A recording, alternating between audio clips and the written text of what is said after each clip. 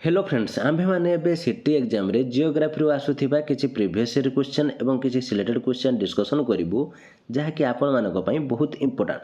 आपण माने जदी सिटी एग्जाम पई सिरियसली प्रिपेयर होचंती ताले भिडियोटी को प्रथम रु शेष पर्यंत देखंतु काहे कि ना ए टाइप रो क्वेश्चन प्रति वर्ष एग्जाम रे आसुची।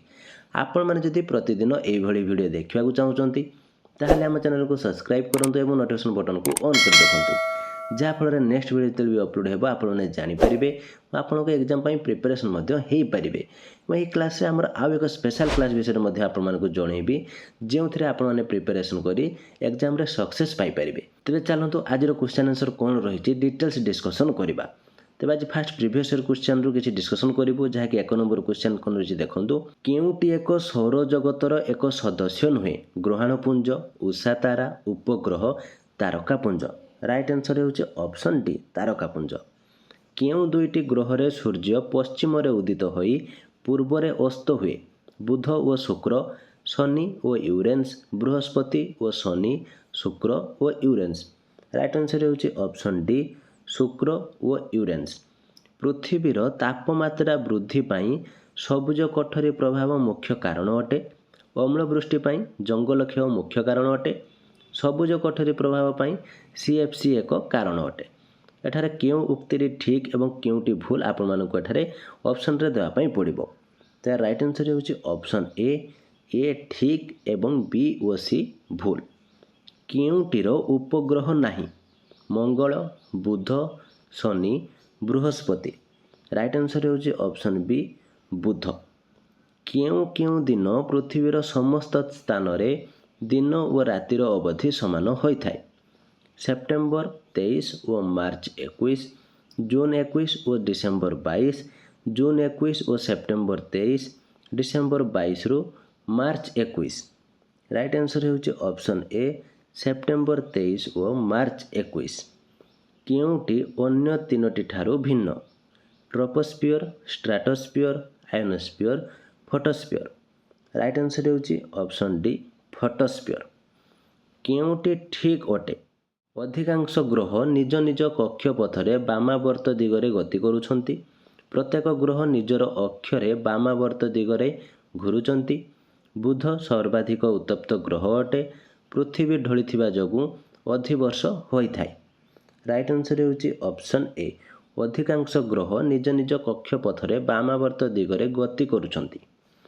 केउं क्षेत्र रे सर्वनिम्न प्रतिरोध संपन्न जुक्तात्मक कार्य संपादित होइथाय परिबाही रे विद्युत प्रवाह थिला बेले भू समांतर समतल चट्टान रे बोल्टीए गड़ुथिबा बेले पाचिला फलटीए गछरु पड़ुथिबा बेले गोटिए हेलिकॉप्टर भूमि रो ऊपर को उठुथिबा बेले। राइट आंसर होउची ऑप्शन सी पाचिला फलटीए गछरु पड़ुथिबा बेले। केउं दिन सुमेरु वृत्त ठारो उत्तर मेरु पर्यंत अंचल रे 24 घंटा जाए सूर्यास्त हुए नहीं मार्च 21 जून 21 सेप्टेम्बर 23 डिसेम्बर 22। राइट आंसर होउची ऑप्शन बी जून 21। आउ किछि सिलेक्टेड क्वेश्चन से टाइप रे देखंतु कोन रहिछि पृथ्वी सह निम्नोक्त केउं ग्रहर सामंजस्य थिबार देखा जाए बुध शुक्र मंगल बृहस्पति। राइट आंसर होउची ऑप्शन सी मंगल। मंगल ग्रहर दुई मेरुठारे जमा होइथिबा बरफ हेउची घनीभूत जल घनीभूत एमोनिया गैस शुष्क बरफ उभय ए और B. Right answer option C शुष्क बरफ। मंगल ग्रह रे केतोटी ऋतु अनुभूत हुए 1 2 3 6। राइट आंसर ऑप्शन बी 2 माने दुईटी ऋतु मंगल ग्रह रे अनुभूत हुए। निम्नोक्त केउंटी अंतग्रह नुहे मंगल पृथ्वी बुध शनि। राइट आंसर ऑप्शन डी शनि। केउंटी एक बहिग्रह शुक्र नेपच्यून पृथ्वी बुध। राइट आंसर होउची ऑप्शन बी नेपच्यून। सूर्यर आवर्तन समय केते 12 घंटा 24 घंटा 14 दिन 25 दिन। तार राइट आंसर होउची ऑप्शन डी 25 दिन। सूर्यर निकटतम ग्रह हेउची बुध शुक्र पृथ्वी मंगल। राइट आंसर ऑप्शन ए बुध। କେଉଁ ଗ୍ରହକୁ ଏକାବେଳେ ସବୁଠାରୁ ଉତ୍ତପ୍ତ ଓ ଶୀତଳ ଗ୍ରହ କୁହାଯାଏ? ଶୁକ୍ର, ବୁଧ, ବୃହସ୍ପତି, ଶନି। ରାଇଟ୍ ଆନ୍ସର୍ ଅପସନ୍ ବି ବୁଧ। ବୁଧ ଗ୍ରହର ପରିକ୍ରମଣ ସମୟ କେତେ? 59 ଦିନ, 280 ଦିନ, 88 ଦିନ, 360 ଦିନ। ରାଇଟ୍ ଆନ୍ସର୍ ଅପସନ୍ ସି 88 ଦିନ। ନେକ୍ସଟ କ୍ୱେଶ୍ଚନ୍ ଦେଖନ୍ତୁ କ'ଣ ରହିଛି? ବୁଧର ଆବର୍ତ୍ତନ ସମୟ କେତେ? 88 ଦିନ, 24 ଘଣ୍ଟା, 240 ଦିନ, 59 ଦିନ। ରାଇଟ୍ ଆନ୍ସର୍ ହେଉଛି ଅପସନ୍ ଡି 59 ଦିନ। ସୂର୍ଯ୍ୟ ଚତୁଃପାର୍ଶ୍ୱରେ ସର୍ବାଧିକ ବେଗରେ ଘୁରୁଥିବା ଗ୍ରହଟି କିଏ? ନେପଚୁନ୍, ବୁଧ, ପୃଥିବୀ, ଶୁକ୍ର। ତ ଏହି କ୍ୱେଶ୍ଚନଟିର ଆନ୍ସର୍ କ'ଣ ହେବ ଆପଣମାନେ ଜାଣିଛନ୍ତି କି ନାହିଁ ମୋତେ କମେଣ୍ଟ ବକ୍ସରେ ଜଣାନ୍ତୁ। ତା ଭିତରେ ମୁଁ ଆପଣମାନଙ୍କୁ ଆମର ସ୍ପେଶାଲ୍ କ୍ଲାସ୍ ବିଷୟରେ ଜଣାଇ ଦେବା ପାଇଁ ଚାହୁଁଛି। ତ ଫ୍ରେଣ୍ଡସ୍, ଆପଣମାନେ ଯଦି କମ୍ ସମୟ ଭିତରେ ଅଧିକ ପ୍ରିପାରେସନ୍ ହୋଇ ଏକ୍ଜାମ୍ରେ ସକ୍ସେସ୍ ପାଇବାକୁ ଚାହୁଁଛନ୍ତି ତାହେଲେ ଆମର ସ୍ପେଶାଲ୍ କ୍ଲାସ୍ରେ ଜଏନ୍ ହୋଇ ନିଜକୁ ପ୍ରିପେୟାର କରିପାରିବେ। ଏଥିରେ ଜଏନ୍ ହେଲେ ଆପଣମାନଙ୍କୁ ସିଲାବସ୍ ୱାଇଜ୍ ସବଜେକ୍ଟିଭ୍ ଏବଂ ଅବଜେକ୍ଟିଭ୍ କ୍ଲାସ୍ ସହିତ study material, free PDF, previous year question ସହ ହ୍ୱାଟ୍ସଆପ୍ ସପୋର୍ଟ ମିଳିଯିବ।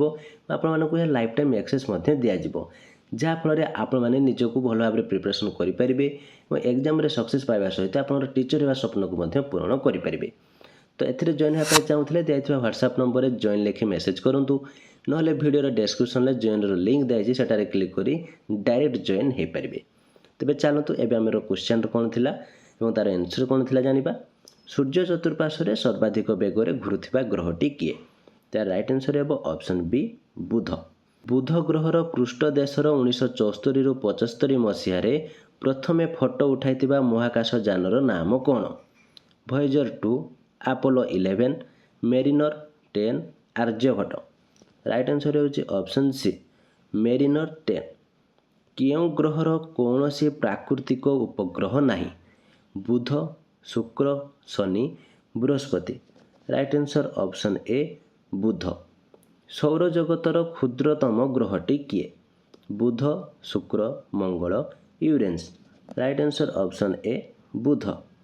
ନିମ୍ନୋକ୍ତ ମଧ୍ୟରୁ କେଉଁ ଗ୍ରହକୁ ଟେଲିସ୍କୋପ୍ ବ୍ୟବହାର ନ କରି ଦେଖିବା ସମ୍ଭବ ନୁହେଁ? ବୁଧ, ଶୁକ୍ର, ମଙ୍ଗଳ, Neptune. Right answer option D Neptune. Next question ଦେଖନ୍ତୁ କ'ଣ ରହିଛି? ନିମ୍ନୋକ୍ତ କେଉଁ ଗ୍ରହ ଗୁଡ଼ିକୁ ଖାଲି ଆଖିରେ ଆକାଶରେ ଦେଖିବା ସମ୍ଭବ? ଏଠାରେ 4ଟି ଅପସନ୍ ଦିଆଯାଇଛି, ଭଲ ଭାବରେ ଏହାକୁ ପଢ଼ନ୍ତୁ ଏବଂ ଆପଣମାନେ କୁହନ୍ତୁ ଯେ ଏହାର ଆନ୍ସର୍ଟି କ'ଣ ହେବ।